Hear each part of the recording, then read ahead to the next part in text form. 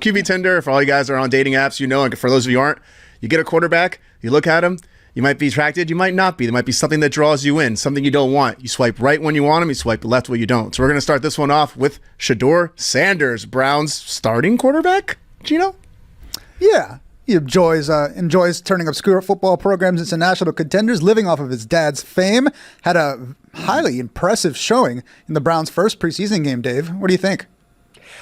Listen, because I don't want to be a Johnny-come-lately here. I told you Shedeur was going to be the starter. As soon as they drafted him, within a week, I declared that's going to be your starter.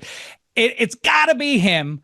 And if it's not, then it's got to be Dillon Gabriel. And at worst, it's got to be Kenny Pickett. The idea that they would run with Joe Flacco here at 40 years old, what that gets you is zero, unless you think that Joe Flacco can land you in the Super Bowl, which obviously he cannot. At worst, you must treat 2025, if you're the Browns, as a redshirt year to see if you have the answer at quarterback, and if not, dip back into the draft. They're set up in terms of draft picks to do that in 2026, but maybe they find the answer ahead of time.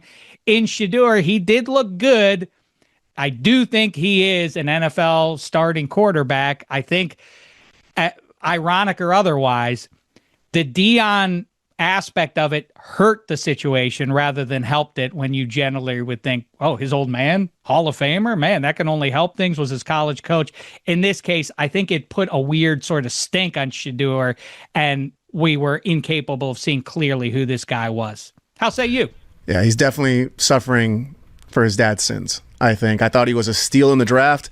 When you get a first round talent, basically, in the 5th round, you almost had to take him. Like I said before, the Dillon Gabriel pick kind of mucks all this up, because now it's like, oh, what do we do with Dillon Gabriel? If they would have picked anybody else but Dillon Gabriel and just took Shedeur in the 5th round, it's like a home run draft for the Browns. I think that's a great point. Our perception also is negatively impacted by the Dillon Gabriel draft pick before they took Shedeur. I think we would see this a little more clearly if they had taken Shedeur where they took Dillon Gabriel, and it does beg the question, why did they do that? I still don't have the answer there, but I think Gino and or Mike, I'm swiping right. Is that so? Because I'm saying yes on Shedeur. Big swipe right for me.